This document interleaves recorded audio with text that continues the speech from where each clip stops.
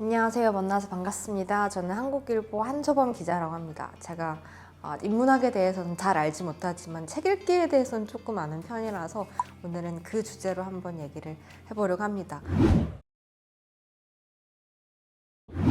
여러분은 왜 처음에 책을 읽기 시작하셨나요? 혹시 책을 처음 읽었을 때 이유가 기억이 나시나요? 저 같은 경우에는 아마 대부분의 문학 소년, 소녀들이 다 그렇겠지만 학교 다닐 때 그렇게 친구가 많은 편은 아니었던 것 같습니다. 그래서 그런 친구가 별로 없는 애들이 이 점심시간이나 쉬는 시간에 할 수 있는 몇 안 되는 활동이 바로 책 읽기거든요. 왜냐면 나가 노는 일에도 관심이 없으니까.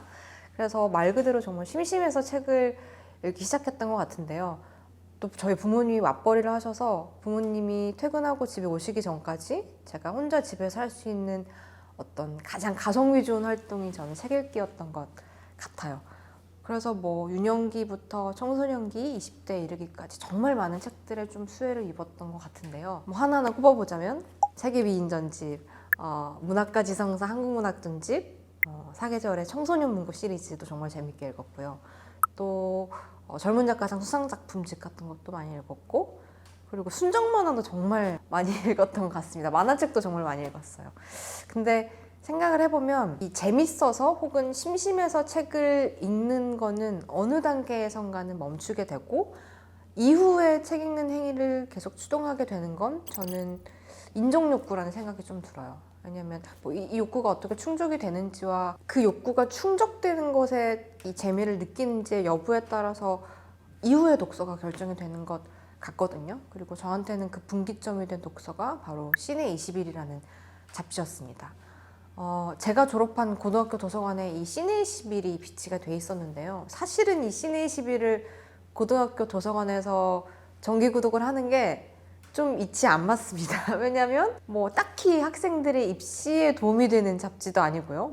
왜냐면 어떤 감독이 신작 영화를 냈다더라 하는 걸 고등학생이 굳이 알 필요가 없으니까. 그리고 무엇보다도 이게 이 주간지라는 게 상당히 사서 선생님을 좀 번거롭게 하는 일이기도 하고, 제일 가성비가 떨어지는 건 학교에서 그 잡지를 읽는 학생이 저밖에 없었거든요. 그래서 제가 하루는 이 사서 선생님한테 선생님 학교에서 시내 20일을 정기 구독해줘서 정말 너무 감사해요 라고 했더니 사서 선생님께서 그러시는 거예요.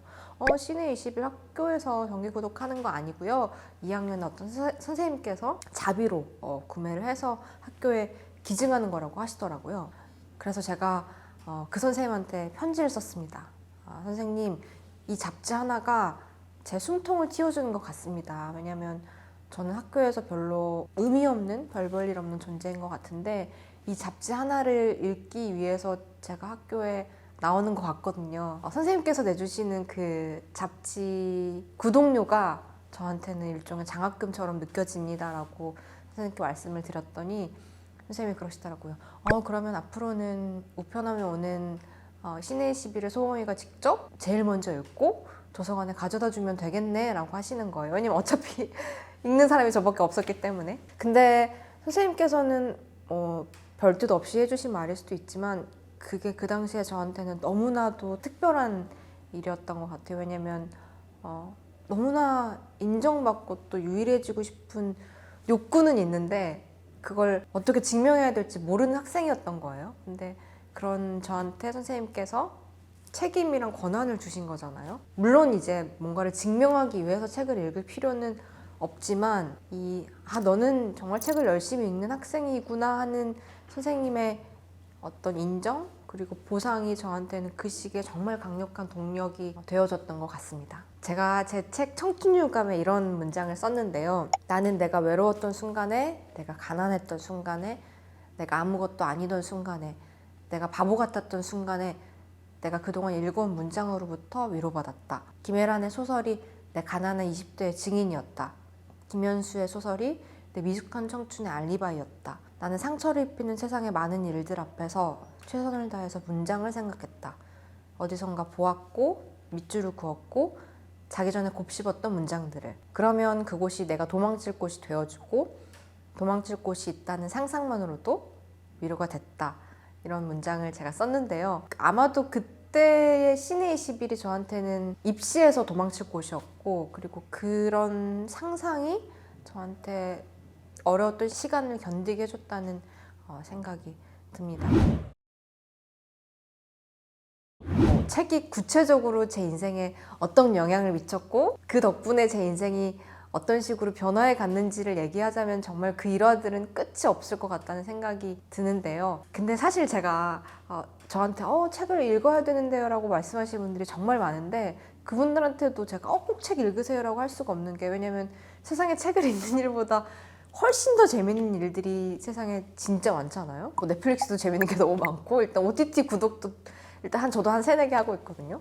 그리고 시간도 많이 들고요, 책을 읽는 건. 그리고 단번에 이 책을 읽고 난 뒤에 효능감, 효용감, 재미를 한순간에 볼 수도 없잖아요. 그래서 저는 사실은 세상의 모든 사람들이 다 저처럼 정말 맹렬하게 책을 읽을 필요도 없다고 생각하고, 또 당연히 책을 읽는 것보다 더 값지게 시간을 쓸 수 있는 일들도 많다고 생각을 합니다. 하지만 삶의 어떤 재미만큼이나 의미에 골몰하는 사람이라면, 그러니까 나는 왜 태어났고 내가 무슨 일을 할 수 있고 지금 내가 하고 있는 이 고민이 다른 사람들도 하고 있는 고민인지 아닌지 궁금한 사람이라면 그걸 제일 잘 알려주는 게 저는 책 읽기만한 게 없다고 생각을 하고, 그리고 이 질문들이 궁극적으로는 저는 인문학의 질문이라고 생각을 합니다. 나는 왜 태어났고 나는 무슨 일을 할 수 있는 사람이고 세상에 어떤 일을 기여할 수 있고 세상은 어떤 식으로 구성되어 있고 다른 사람들은 어떤 생각을 하고 있는지를 끊임없이 궁금해하는 게 인문학이잖아요.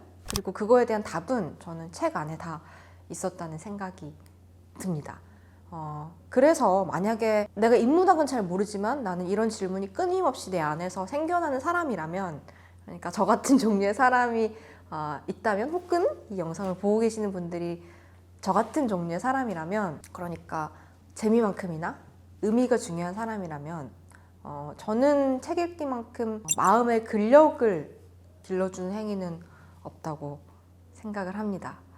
인문학이 거창한 게 아니고 사실은 우리가 매일매일 헬스장에 가서 운동을 하듯이 마음의 근력을 길러주는 행위라고 생각을 하는데요. 제가 이거는 TMI인데 최근에 알게 된 사실인데, 왜 저희 위장기관도 근육으로 이루어져 있다고 하더라고요. 그래서 왜 우리가 몸에 근육이 너무 없으면 소화 기능도 떨어진다고 하더라고요. 그래서 뭐 식사 대용으로 나오는 그런 액체류를 많이 먹으면 이 위장 근육이 퇴화해서 소화력이 떨어진대요. 근데 책도 그렇다고 생각을 하거든요. 우리가 책 읽는 일은 너무 힘들지만 책을 읽는 이 힘든 일을 하다 보면 마음의 근력이 길러지는 거고, 아무것도 힘들이지 않고 할 수 있는 쉽고 재밌는 일, 틀어놓기만 하면 뭔가를 계속 재밌는 걸 보여주는 것들, 뭐 쇼츠에 정말 재밌는 영상들이 많이 있지만 그거는 보는데 하나도 힘들지 않잖아요. 저도 물론 정말 지치고 힘들 때 집에 가서 먹방 진짜 많이 보고요. 진짜 그냥 브이로그 같은 거 많이 보고, 근데 그런 거는 보는데 아무런 힘이 들지 않잖아요. 근데 그렇게 힘들지 않은 일을 하고 싶다가도 내가 나를 풀어주는 것 말고 내 마음의 근력을 좀 쪼아서 건강한 마음을 가진 사람이 되고 싶다는 생각을 하면 그 근력을 기르는 건 힘들 수밖에 없는 것 같아요.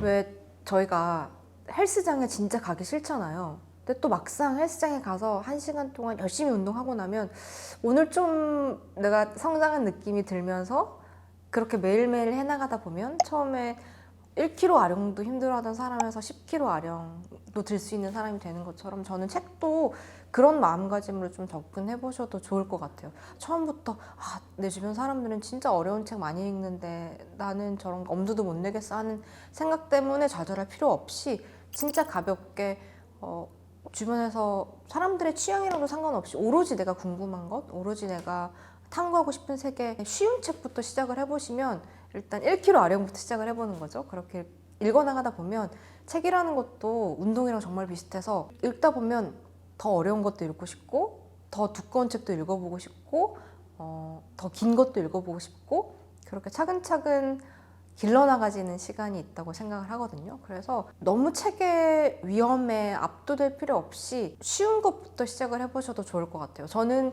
그리고 책도 정말 가리지 않고 이것저것 읽는 타입인데, 아까도 말씀드렸듯이 만화책도 진짜 좋아하고요. 웹소설도 가끔 봅니다. 그러면서도 동시에 한 700페이지 정도 되는 무거운 책도 읽고요. 한 권을 완독을 해야지만 내가 이 책을 다 읽었다라고 생각할 필요는 없을 것 같아요. 왜 우리 헬스장 가서도 오늘 뭐 다리 운동 조금 하다가 하체 운동 하다가 상체 운동 하다가 코어 운동 하다가 이렇게 하잖아요. 그래서 오히려 한 권을 붙잡고 이게 도저히 안 되는데도 끙끙대면서 잡고 있을 필요는 없을 것 같고, 오늘은 시집을 한번 읽어볼까? 근데 시집이 재미없으면 그만두고 소설을 읽어봤다가, 재밌으면 소설 한번 끝까지 읽어보고, 어떤 날에는 정말 무거운 책도 한번 읽어보고, 이렇게 해서 책의 바다를 한번 유영하는 기분을 느껴보셔도 좋을 것 같고요. 그리고 왜 우리 넷플릭스의 증후군이라는 말이 있다고 하더라고요. 넷플릭스에 들어가서 내가 뭔가 영화를 보려고 했는데 뭘 볼지 고민하다가 시간이 너무 많이 가서 결국엔 아무것도 못 보고 끄는 그런 반복되는 증상들을 넷플릭스 증후군이라고 한다고 하는데, 저는 사실은 그것조차도 무용하지 않다고 생각을 해요. 왜냐면 일단 넷플릭스 안에 들어가서 이 감독이 이런 신작 영화를 냈네? 여기에 누가 나왔다던데 이것도 재밌겠다 하고 그 신작의 바다를 유영하는 것 자체만으로도 사실 재밌거든요.